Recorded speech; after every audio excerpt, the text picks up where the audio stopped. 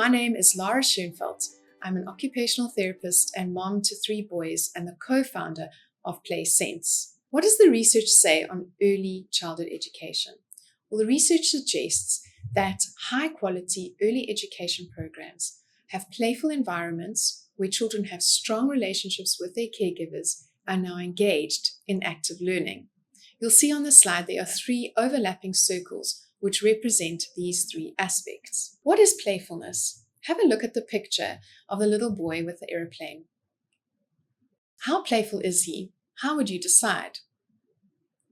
Yes, so he's wearing a pilot's hat. He's looking at the airplane and focusing with his eyes on the airplane. He's holding the airplane up and pretending to fly it. There doesn't seem to be any outside influence, and he's really enjoying what he's doing. You can see his intent and concentration. So when we look at playfulness, we really need to look at the process of play and not the outcome or product of play.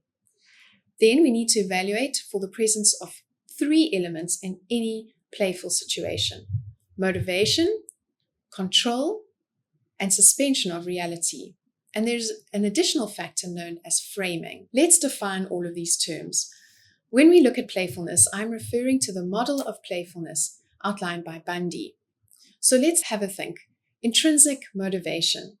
That refers to some benefit to the play that the child experiences, an unnamed aspect, rather than an external reward that provides the drive for the child to engage. So that little boy is engaging, and it doesn't seem that there's any outside influence or anybody offering him a reward to play.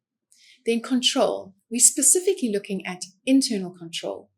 How much choice does the child have in the type of play that they're engaging in? Suspension of reality really is imagination or pretend, but also looking at things like being mischievous, clowning, or joking, and then using conventional objects in an unconventional way.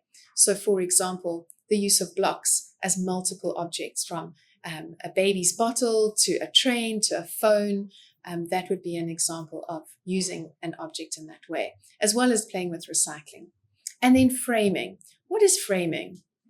It really is about the ability of the player to give and receive social cues, how you should play with me, my role as the player, as well as how I keep a game going. Often the way we know a child is playful is actually when we compare their play to a non-playful child.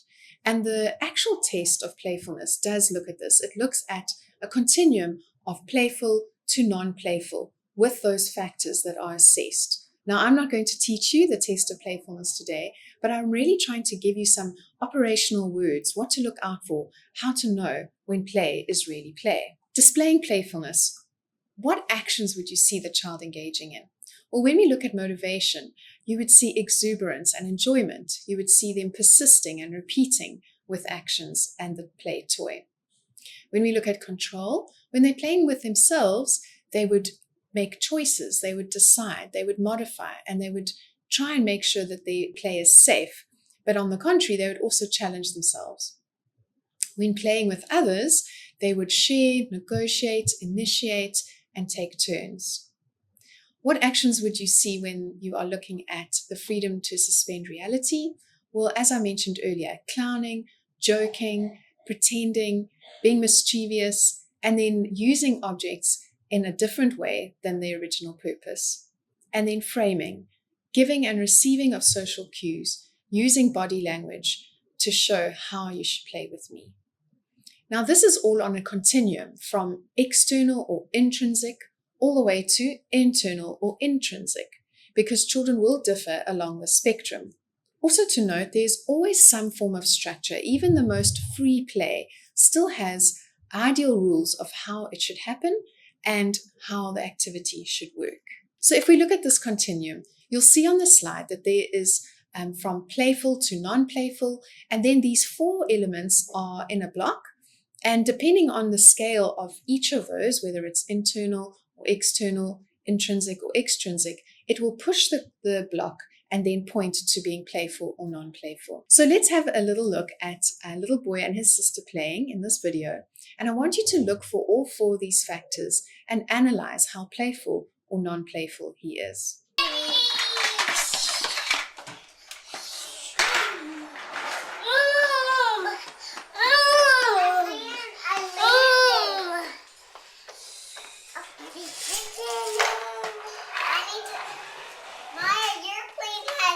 eyes.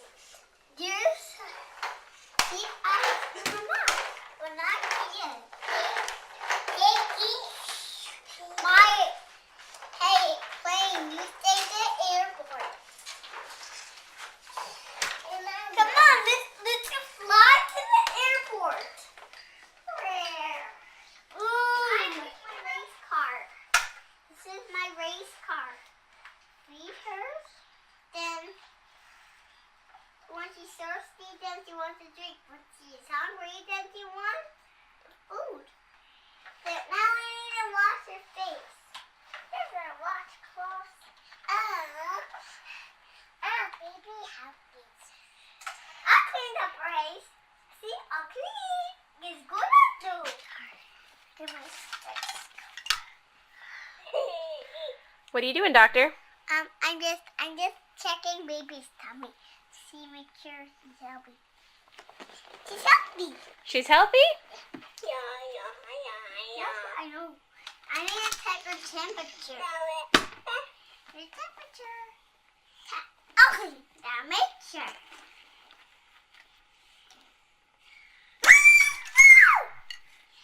Hey, motorcycle. Why is there a motorcycle in your doctor kit? Do doctors need motorcycles? No, they need to drive more.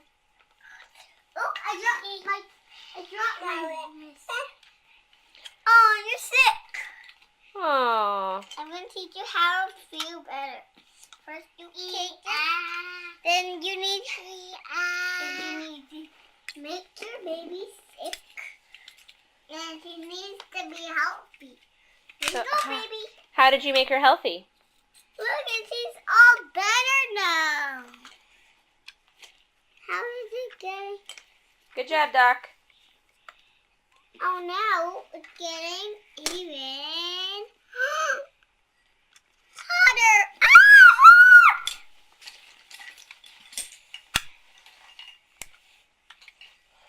Hey, Nico. What? Do you want to be a doctor when you grow up? Yeah.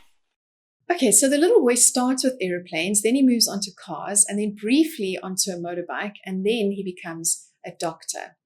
His motivation is definitely intrinsic, but he does need the objects to enable him, and actually they almost take him from one theme to the next. I'd also wonder how much that his mom is filming him is contributing to his motivation to play. Control, he is definitely in control of his play. He's making decisions, he's moving on from one thing to the next thing. Freedom to suspend reality, absolutely. He pretends that the baby has got a temperature, he pretends that even though the thermometer's got too hot, and then framing, his little sister is part of the play, but he is definitely leading the play and in charge, but he does pick up on her cues and involves her as she follows him along. So generally, this very short clip is showing us that this little boy is playful. So I hope you see that having these words, these definitions of play can really enable you to know when a child is playing. My absolute favorite slide is this one now about the play cycle because it is so simple and it shows why play works. So have a look on the top right corner, there is the word curious. Now most children who are happy, who are healthy are naturally curious. Now when they're curious, they have a drive to explore. And when they explore, they discover. What happens in that little brain when they discover something? Well, pleasure chemicals are released in the brain. And that means they persist. That means that they repeat. Now that little cycle of pleasure, persisting, repeating, sets up mastery. That's how children learn skills. If you think about why do children love the same story over and over again? Why do they love the same games over and over again? And that is because of that pleasure center and because they have this innate drive to develop mastery. When they master a new skill, they become more confident. And when a child is more confident, they are more curious. And so the cycle repeats over and over again. I want to explain a little bit more about those chemicals. There are 4 main brain chemicals that are released when a child plays. The first is known as endorphins. These interact with the pleasure centers in the brain. And it's vigorous physical activity, such as rough and tumble play, that stimulates the endorphins. The next one is oxytocin. Now, oxytocin is a bonding hormone. That is elicited anytime a child engages in play which involves physical touch or eye contact. And oxytocin helps us feel bonded to our caregiver or playmates. Then we have dopamine. Dopamine is a reward hormone. That means that it sets up a positive reinforcing cycle in your brain. The more I play, the more dopamine I get, and the more I want to play.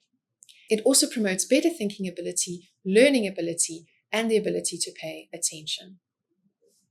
And the last one is serotonin.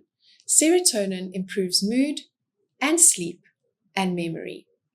By a child engaging in play, their serotonin levels are actually balanced, and this also helps to protect them from stress. Now you know what play is, how powerful it is in the brain, and you may be asking, well, what is my role as the teacher? So have a look at this seesaw. On the left-hand side, you have free play, and on the top right, you have adult-directed play. That is known as direct instruction. Free play is completely child-initiated. And somewhere on this continuum, your teaching will happen every single day. Some activities are more suited towards free play or direct instruction. But what type of play and what role should you be playing every day? Which one has been shown to really help children to learn? So if you have a look, there's this, where the arrow is, there's guided play. Now, guided play sits between child-directed and adult-directed. What does the research show about guided play? Well, research over the last few decades has repeatedly shown that learning is optimized when adults scaffold play. That means they guide the play, they reinforce the play, and they structure the environment towards a learning goal. But the learning environment still provides fun and discovery, remember the play cycle, which promotes child learning. In fact, a meta-analysis, so that is a study of all possible studies, of 164 studies, showed that better learning results happened in maths, computer skills, science, physical, motor skills, verbal, and social skills when children were taught with this guided play approach. So in this meta-analysis, they found that the best results happened for children when they were experiencing guided play, not free play or directed play. Guided play is always child-directed. Adults initiate the play, they prepare the environment for play. That means they really think of how to encourage discovery, how to create a theme that children will find meaningful and be actively engaged in. And they populate this environment for child discovery, and then they ask lots of open-ended questions to help the child and direct them towards a learning goal. So they will use a constrained environment. That means set up a theme. It will be very obvious to the child what kind of play or play theme we're engaging in. But as I've said, the child will have independent choices within that theme. It leaves the locus of control with the child, allowing for independence and choice, which should remind you of that internal control descriptor of the test of playfulness. The adult's role is to prepare the environment, ask lots of open-ended questions, and to support the play as we navigate towards a learning goal. There's always still a learning goal, whereas compared to free play, there won't really be a learning goal. But in guided play, there's still always learning goals or aims. And ultimately, there's a balance between adult scaffolding and child leadership. So just where does this word scaffolding come from? I'm going to take you back to your child psychology lectures, Psychology 101, and look at Vygotsky. Vygotsky was a child psychologist, and he developed this idea of scaffolding and the zone of proximal development. So as you can see, there's a house, and if we imagine a little child as the house, the foundation of the house is that secure attachment, that 0 to 2 period where children feel safe and loved and they have their needs met. And then as that little house goes up, as they interact with the world and become more and more independent, and we want to see certain skills develop for independence and learning, you, the adult, are that scaffolding on the outside. You are providing that support as that little building gets bigger and bigger, layer by layer. So what does scaffolding do? Well, it provides assistance and support. It allows for someone to extend beyond themselves. If you think of the building, it literally extends beyond itself. As an adult and as a teacher, this means that we don't intrude in children's play, but we are always there, guiding, assisting, and offering support. We watch, wait, and wonder to what's happening next, and know when to step in or to step out. In fact, Vygotsky had a phrase for this, and he said that scaffolding allows children to perform a head taller than themselves. That might make you remember the zone of proximal development. The zone of proximal development is the difference between what a child can do independently and what they can do with assistance. And the theory goes that if I help the child today, they will become independent tomorrow. And just an analogy that has always sat with me is if you picture a couple ballroom dancing, the man is still leading the dance, but his whole goal is to make the woman look beautiful.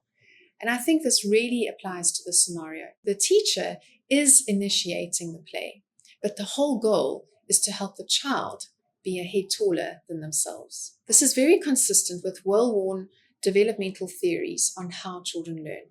Children need to be active and not passive. They need to be involved in a meaningful context, and they need to be seen as whole people, that we engage the whole child and not just see them as this head to fill. It naturally uses mechanisms which we've already seen with playfulness, such as intrinsic motivation, mastery, and therefore attention, and therefore learning. When a child gives focused attention, then we know that their brains are switched on and they're learning. And that happens when they are actively engaged.